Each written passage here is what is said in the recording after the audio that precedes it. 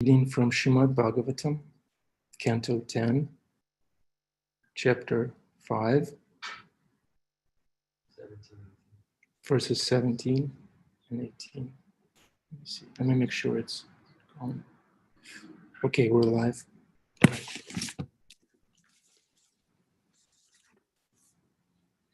10, 5, 17, 18. Right. Text 17. Rohini cha mahabhaga nanda gopa bhinandita vyachara divya vasha shak kandha bhardana bhusita. Translation and purport by Srila Prabhupada, His Divine Grace. The most fortunate Rohini, the mother of Baladev. Some names come up. Baladev is Krishna's brother, Krishna's twin brother. He's Krishna's second body, and Rohini is his mother. So the most fortunate Rohini, the mother of Baladev, was honored by Nanda Maharaj and Yashoda. And thus, she also dressed gorgeously and decorated herself with a necklace, a garland, and other ornaments. She was busy wandering here and there to receive the women who were guests at the festival. Purport. Rohini, another wife of Vasudeva is Krishna's father, was also kept under the care of Nanda Maharaj. Arjuna Prabhu, Hare Krishna. Good morning. Okay. So Rohini, another wife of Vasudeva's, was also kept under the care of Nanda Maharaj with her son Baladev. Because her husband was imprisoned by Kamsa, she was not very happy. But on the occasion of Krishna Janmashtami, Nandotsava, when Nanda Maharaj gave dresses and ornaments to others, she also gave gorgeous ornaments, garments and ornaments to Rohini. He also gave gorgeous ornaments and garments to Rohini, so that she could take part in the festival. Thus, she also was busy receiving the women who were guests. Because of her good fortune in being able to raise Krishna and Balaram together, she is described as Mahabhaga, greatly fortunate. So, thank you, Srila Prabhupada, for this wonderful purport. So what's happening here is Krishna was just born, freshly born Krishna. That's the peak of our philosophy, freshly born baby Krishna. That's the peak. And the devotees are celebrating the occasion. And Vasudev, Krishna's father, Vasudev, and Devaki, they were Krishna's parents, but they were imprisoned by evil Kamsa. And Krishna was transferred to Vrindavan. And before Krishna was transferred, Krishna was preceded by his elder brother Balaram. Balaram is Krishna's second body. He's same personality, different body. Okay? And so Balaram was transferred from the prison where he was born to the womb of Rohini, his mother, in Vrindavan, in the same way Krishna was transferred by the arrangement of Krishna through Yogamaya. So Baladev took birth from Rohini, another wife of Vasudev, who was under the care of Krishna's adopted father, Nanda Maharaj. Then we're going to go to the next verse, and then we'll discuss what's being talked about. Text 18. Tata Arabhya Nandasya Vrajaha Sarva Samridyam Harir Nivastma Gunai Ramakridam Abhun Nripa. Translation by Srila Prabhupada. O Maharaj Parikshit, the home of Nanda Maharaj is eternally the abode of the Supreme Personality of Godhead and his transcendental qualities, and is therefore always naturally endowed with the opulence and all wealth. Yet, beginning from Lord Krishna's appearance there, it became the place for the pastimes of the goddess of fortune. Purport. As stated in the Brahma Samhita 529, Lakshmi Sahasra Sata Sambrahma Sevyamanam Govindamadi Purusham Tamaham Bhajami. The abode of Krishna is always served by hundreds and thousands of goddesses of fortune. Therefore, wherever Krishna goes, the goddess of fortune naturally resides with him. The chief of the goddesses of fortune is Srimati Radharani. Therefore, Krishna's appearance in the land of Vraja indicated that the chief goddess of fortune, Radharani, would also appear there very soon. Nanda Maharaj's abode was already opulent, and since Krishna had appeared, it would be opulent in all respects. Before I begin, I'd like to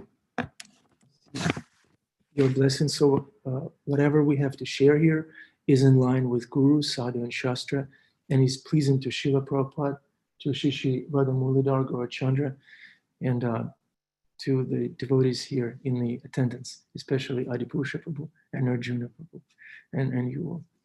Haribol.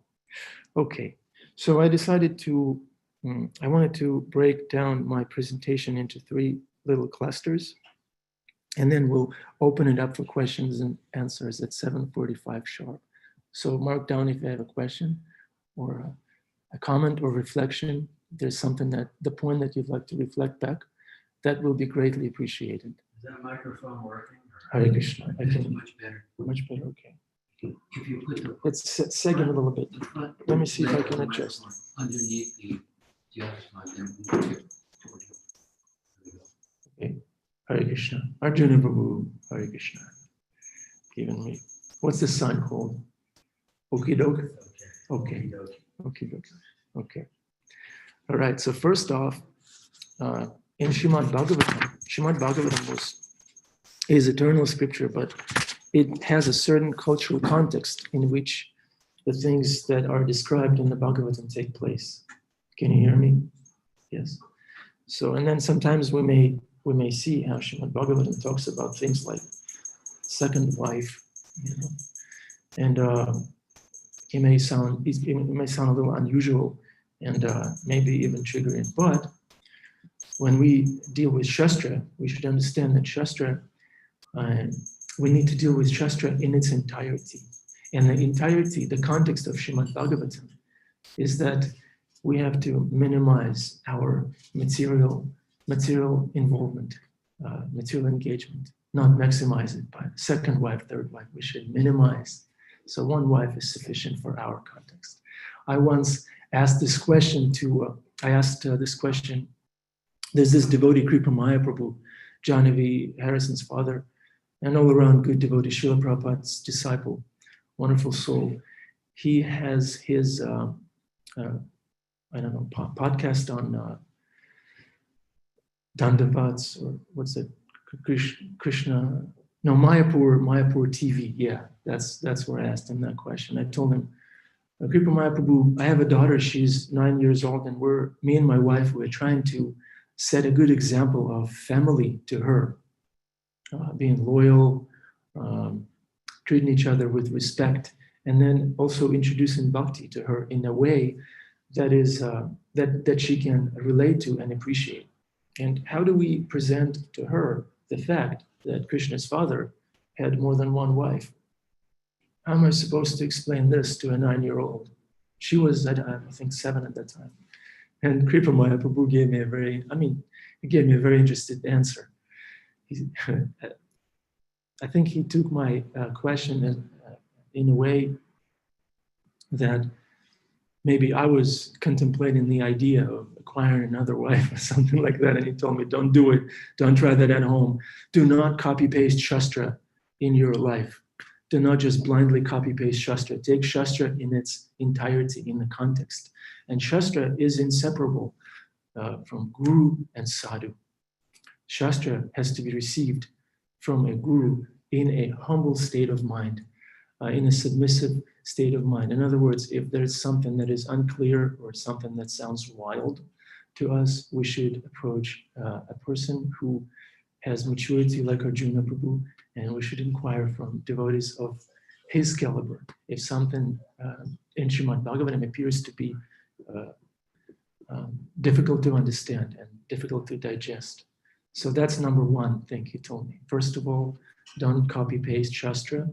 Take Shastra in its context, in its entirety, which is, we're not meant to increase our sensual engagement with the world. We're meant to, it will naturally go down as we dedicate ourselves more and more to the processes of bhakti. So then he told me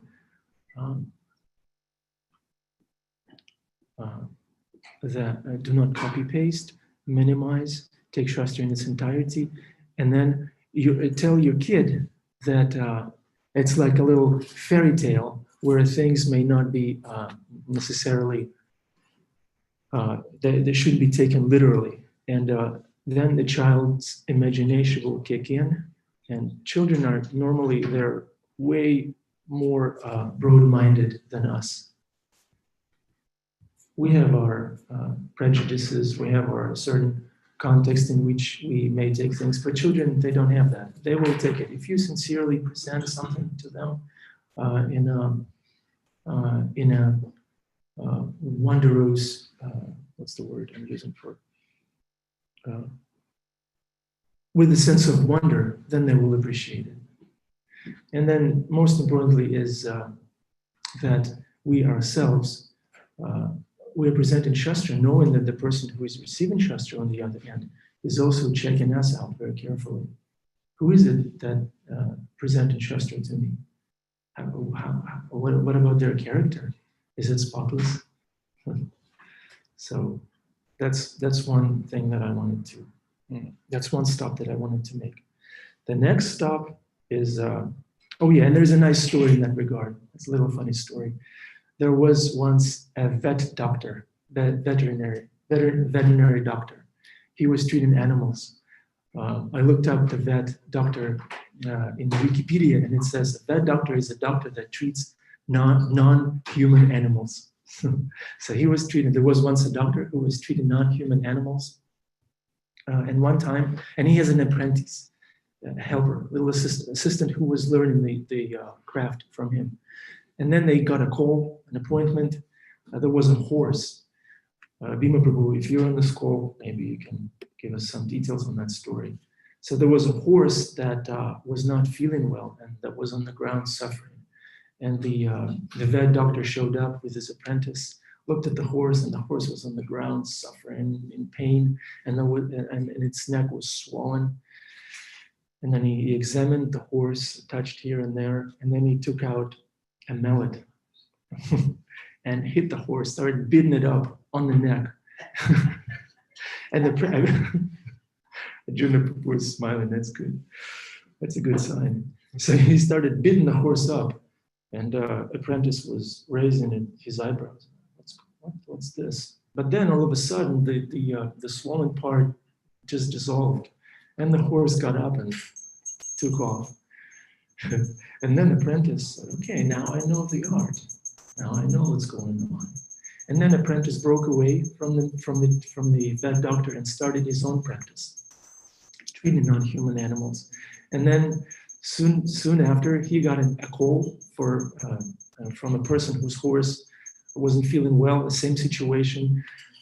He shows up, looks at the horse, takes out his own mallet, and starts beating up the horse.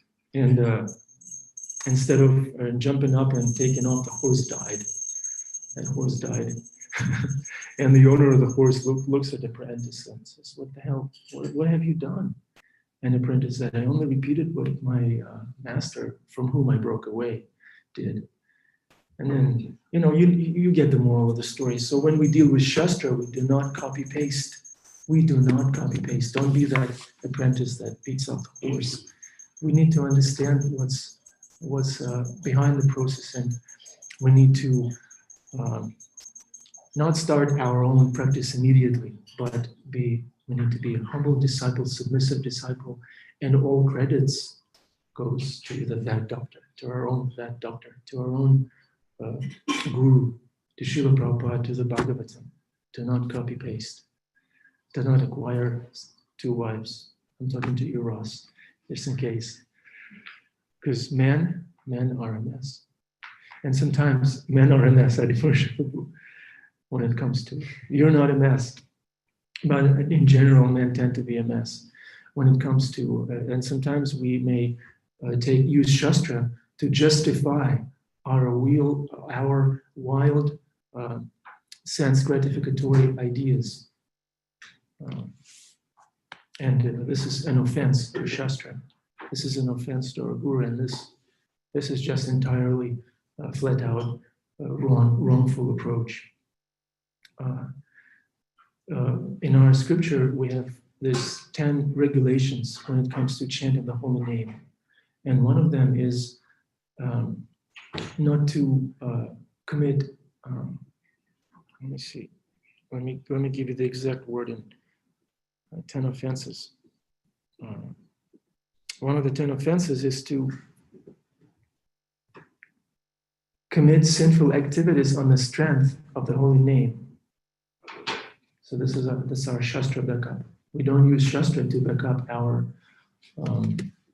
animalistic propensities, our selfish desires. We don't use Shastra for that. We use Shastra to minimize, to maximize our devotional activities, the processes of devotional service, and then naturally our animalistic propensities will go down. Everything will fall into place if we put Krishna first, if we approach Shastra submissively in a humble state of mind. Okay. My next stop is in the other verse, in the 18th verse, it says how Krishna is always followed by the goddess, the hundreds of goddesses of fortune. So goddess of fortune, Lakshmi Devi, is Lord Vishnu, Vishnu's consort. And Lord Vishnu and Krishna, they are the same, but at the same time, there are differences between Lord Vishnu and Krishna. And in our scripture, before we go to that, in the purport that we're discussing today, Srila Prabhupada says,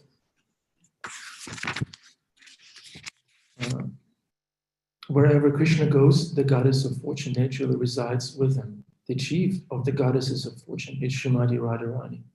So Srimati Radharani, Krishna's consort, is the ultimate goddess of fortune. Therefore, Krishna's appearance in the land of Vraja indicated that the chief goddess of fortune, Radharani, would also appear there very soon. And the principle that is being talked about here is that wherever there is Krishna, there is fortune. In other words, we do not necessarily have to strive for anything fortunate separately from Krishna. Our aspiration should be devotional service. Our aspiration should be Krishna, and then when that's there, then everything else will naturally fall into place. All the good qualities of a Vaishnava will naturally develop in us. It's not that today I'm going to focus on lust, tomorrow I'm going to focus on anger and greed. What we should be focusing on is devotional service. We should be focusing our chant, put in some good rounds in the morning, ideally in one shot, ideally with other devotees. This is our yagya, and yagya means certain ceremonial aspect to it has to be observed. We don't have to bring a sacrificial animal and put it through the fire, but there has to be some setting, some ceremony. We sit down straight. We send a signal to our body, to our system, that we're now sitting up straight. We're now going to focus on chanting our rounds. And then this way, we will show Krishna our sincerity. Ceremony is not about observing the rules blindly. The rules are there to facilitate our attentiveness, to facilitate the yajna. So that's what the rules are for. Therefore, let's not disregard ceremonial aspects of our devotional life. Let's understand how they are meant for us to remember Krishna better. And so that's what we should be focusing on, chanting good rounds, developing nice service relationship, favorable relationships with the devotees that we're serving together with. And then naturally, the goddesses of fortune, multiple, hundreds of goddesses of fortune will follow and manifest in our lives.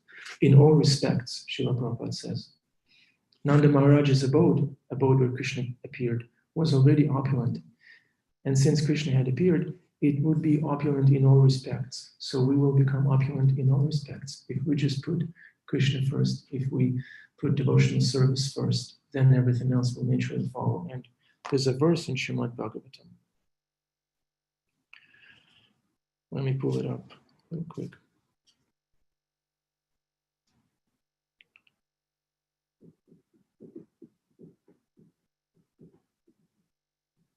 So I think 5:18:12.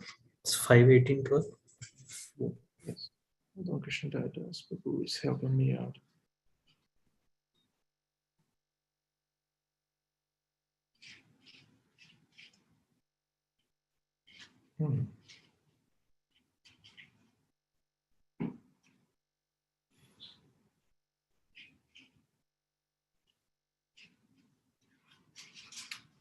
Didn't save it here. Okay, let me see. It talks about how all the good qualities. It's 5:18:12. Prabhu. Yasyasti bhaktir bhagavati yakincha. Yeah, go ahead, Krishna. It's 5th canto, 18th chapter, 12th verse. Okay, yeah, I have it. Okay. As confirmed in Srimad Bhagavatam 5:18:12, all the good qualities of the demigods manifest progressively in one who has developed pure devotional service. Because a devotee is not interested in any material activity, he does not become materially contaminated. He is immediately situated on the platform of transcendental life. However, one who engages in mundane activity, be he a so-called jnani, somebody who is into philosophy, the yogi, someone who is into superpowers and levitating and things like that, karmi, who is into acquiring wealth, and who is eager to worship Krishna in exchange for some bonuses, philanthropist, who is doing good things and then puts his name on the school. I built that school, like that. Nationalist, I will fix the problems of this country. Or whatever, cannot attain higher stage of Mahatma. Mahatma is a great soul. He remains Duratma, a cripple-minded person. And then if we go to the verse, 5:18:12, the Shasti Bhakti verse. It's a good verse to learn by heart. So the verse goes, all the demigods and their exalted qualities such as religion, knowledge, and renunciation become manifest in the body of one who has developed unalloyed devotion for the Supreme Personality of Godhead Vasudeva. On the other hand, a person devoid of devotional service and engaged in material activities has no good qualities. Srila Prabhupada uses this example of a bunch of zeros. If you put Krishna in front of a whole bunch of zeros, it'll become a big number. But if without one, it's just a bunch of zeros. No matter how many zeros there may be. Even if he is adept at the practice of mystic yoga, levitation, or the honest endeavor of maintaining his family and relatives, he must be driven by his own mental speculations and must engage in the service of the Lord, of the Lord's external energy. How can there be any good qualities in such a man? And then we're going to go to those qualities. Krishnadas Kaviraj, one of our acharyas, lists the following 26 good qualities of a Vaishnava. So our ashram trainees, these are the 26 qualities that we're going to be striving to develop during this program. He's very kind to everyone. That's quality number one. How long does the training take, Chimba? 3 months. And then if they want to stay on after that, they can stay on after that. Okay, great. So in 3 months, we're going to become very kind to everyone. We are also going to be kind to them. Yes, Yes. and we will be kind to you. Yeah. Then, number 2, he does not make anyone his enemy. Prahlad Maharaj teaches that we don't divide people in friends and into friends and enemies. That's materialistic. We treat everybody nicely. We try to share Krishna consciousness. We try to give everybody prasadam and show a good example. We don't take sides when it comes to material. No matter how, I don't want to go there. We don't take sides. That's as much as I want to say. He is truthful. He is truthful. We stick to the Shastra. Even sometimes when it may not be necessarily immediately pleasurable to stick to Shastra or pleasing to our senses, but if we persevere and stick to the Shastra, then we will feel the bliss. He's equal to everyone. We've discussed that. We're equally disposed, favorably disposed. No one can find any fault in him. We won't be able to find any fault in 3 months in you. Russ, are you here for the ashram training? Yeah, great. He's magnanimous. What does that mean, Arjuna Prabhu? Magnanimous, like kind. Like Mahatma, great soul, generous. Generous, great soul. Yeah, very generous. He is mild, not harsh. Become mild. The next quality is he or she is always clean. You're going to be very clean 3 months. He is without possessions. When I first, that's easy, right? That's an easy one, without possessions. And when I was first joining, I joined with my best friend, and we had been friends for years before we joined the movement. We had our little circle of friends, a little counterculture, alcohol-driven circle of friends, and then we were observant devotees from the distance. We were checking things out. We appreciate the philosophy and the lifestyle, but we were a little cautious. We were holding on to our habits. Let's put it that way. And then we attended a home program, and we walked into this house, into this apartment, and there's nothing in there, just bare walls. Then you have a laptop and tulsi plant. That's it. And I was like, what's wrong with these people? Where are all the possessions? And then we start joking, like, you know that you have joined the cult when you have tulsi plant and a laptop in your apartment and nothing else. Clean floor, clean walls, no posters, laptop with Shastra and tulsi plant. Where is our tulsi plant? Tulsi Mara right here. So, no possessions. He works, number 10, he or she works for everyone's benefit. Works. That's the word that I like to highlight, works. We don't, Srila Prabhupada said, no lazies in the temple and no crazies, so we work. Work takes intelligence and eagerness, so we're here to work, dear trainees. We're going to put you to work. It's a joke. Yeah, I beg your forgiveness for being insensitive. He works for everyone's benefit. Number 11, he's very peaceful. Peace in the house. Peace. He's always surrendered to Krishna. We're surrendered to Krishna. We're here to take shelter. Ashraya means shelter. We're here to take shelter. We're here to surrender to Krishna and his spiritual master. He has no material desires.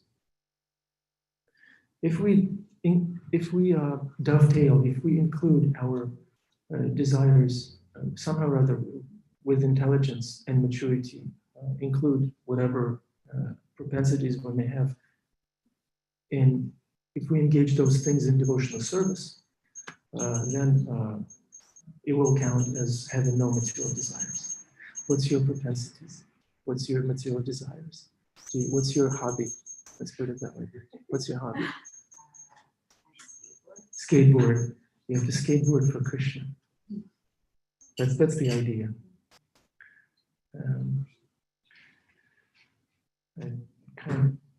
It's hard to wrap my mind around how do you skate for Krishna. I guess. There's a devotee does it. They have an Instagram and What's his name? Prasad? Uddhava Sandesh. Yeah, Prasad Sandesh. Uddhava Sandesh. Yeah, he skates for Krishna. Yeah. He's called the skate monk. Skate monk. Yes. Yes. See, there are examples. No material desire. He's very meek. What is that? What is meek? Humble. Who's meek here? Raise your hand. Who's very meek? Gaurasharan, that was my immediate example. Gaurasharan is very meek. He's also very great. You have to catch me at the right time. Yeah, Gaurasharan has his grave side. Devotees are also great. You can never predict what devotee is going to do or say. That's a quality of a devotee. They're unpredictable. So that's our Gaurasharan. Personalities. Yeah, don't mess around with Gaurasharan. He is steady. Who's steady here? Adibhusha Babu and Jonas were very steady. Yeah, that's the steadiness. I heard that steadiness is the one quality that you cannot imitate, that you cannot copy paste. Steadiness is steadiness. You can't fake it. If you do something every day, that's a good sign. Like Krishna Das, look at him. He comes to class every single time. He keeps his camera on every single time. He puts his tilak on. He's not giving class, he puts his tilak on. Krishna Das. Amazing. Very steady. He controls his senses. Yeah, there's also this aspect of regulation, not just engaging our senses and whatever whimsical urges we may have in Krishna service. There's also the regulation side of it, the control, sense control. But at the same time, it will come naturally if we're positively engaged in devotional service. There's two sides. We have to control. We have to avoid certain things that may be provoking. Like if you're an alcoholic, then don't walk into a liquor store. There's certain things that we should avoid and regulate. And if you know that you tend to binge watch YouTube like myself, just don't go there. Don't go there. Control your senses by not going to places where you may be triggered. He does not eat more than required. That's a good one. He is not influenced by the Lord illusory energy, Maya. He offers respect to everyone. When we chant japa and a new devotee walks in, everybody is immediately offering respect, bowing down. We bow down to Arjuna Prabhu. This is our practice that we repeatedly do. We show respect for our benefit. Arjuna Prabhu is Mahatma, he's great soul, he doesn't need anything from me necessarily, but for my purification, I offer my obeisances to Arjuna Prabhu. Hare Krishna. He does not desire any respect for himself. That's from Shikshashtakam. We don't want anything in return. We're here to serve. We're here to give. We're not here to take. He's very grave. He's very grave. Grave, that was Srila Prabhupada. Srila Prabhupada was grave. The devotees never knew whether he was going to raise his voice and raise his eyes, make big eyes and chastise him, or pat them on the head. You never know. Devotee is grave. You cannot calculate and predict the devotee. He's merciful. So we should be merciful and forgiving and understanding of other people, other devotees. Krishna is a kind God, and we are Krishna's representative. We're supposed to be kind to others. And if you want to be strict, then apply it internally, apply it to yourself, or someone who you know intimately, like Vasudeva Prabhu gave me good advice. If you have this thing, if you want to hold someone's feet to the fire, then do it with someone who you know. He's merciful, he's friendly, he's poetic. That's the one I really like. He's poetic. We're devotees, we're supposed to be poetic and philosophical. And anytime we go out in the world and see something, we should immediately think of, how does this apply? How can I apply it? How can I bring Shastra? How can I view this thing from a Shastric standpoint? So he's poetic, poetry. He's expert, Daksha. He's expert. We should know what we're doing. We should be expert in whatever service we're doing. Let's do our best to do it nicely. And finally, number 26, he is silent. The devotee is silent. So silent in bhakti doesn't mean we refrain from speaking.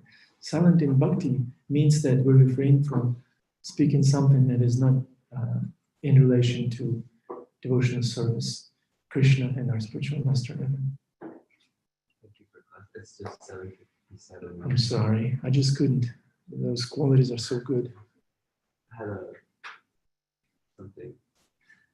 You at first mentioned that Krishnamurti Guru suggested that you tell your daughter that, kind of like that the Bhagavatam. You mentioned it. Just take it off here. You mentioned in the beginning that Krishnamurti Guru suggested that you tell your daughter that the Bhagavatam is like a fairy tale.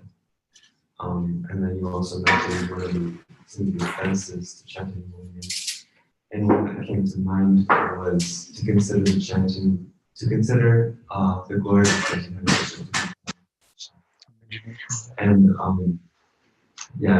was just thinking about the danger that might come with thinking of the Bhagavatam as a fairy tale. Very dangerous, yeah. Evan Prabhu said how it's very dangerous to think of and offensive to think of Srimad Bhagavatam as a fairy tale.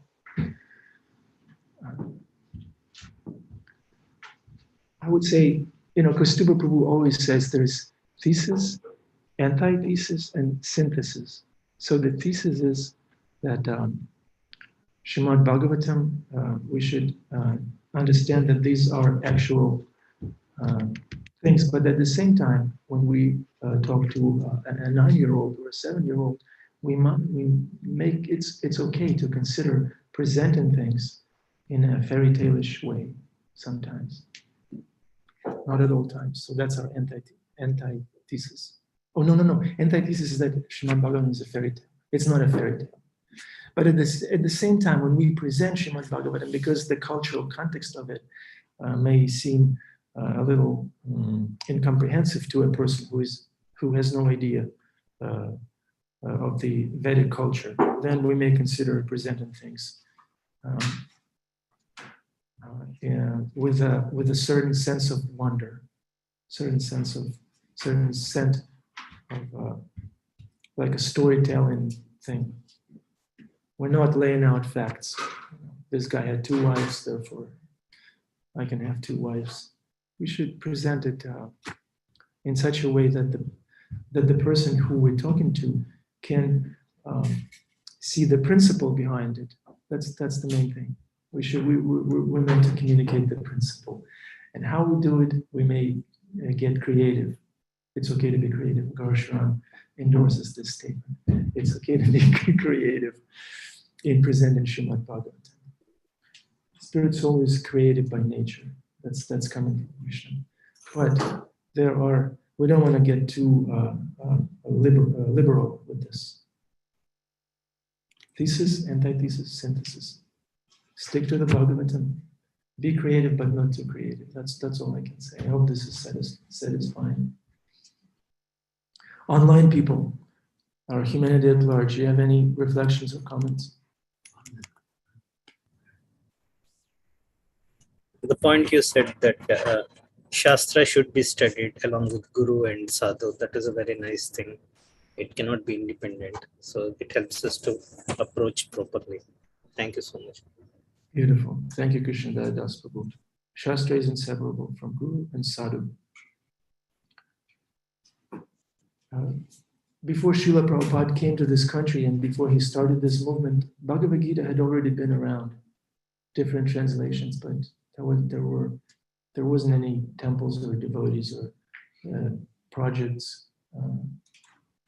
But when the devotee came, then it all took off. Then Bhagavad Gita really took off in the Western world and the rest of the world. Okay, Srimad Bhagavatam Grantaraj Ki Jai. Srimad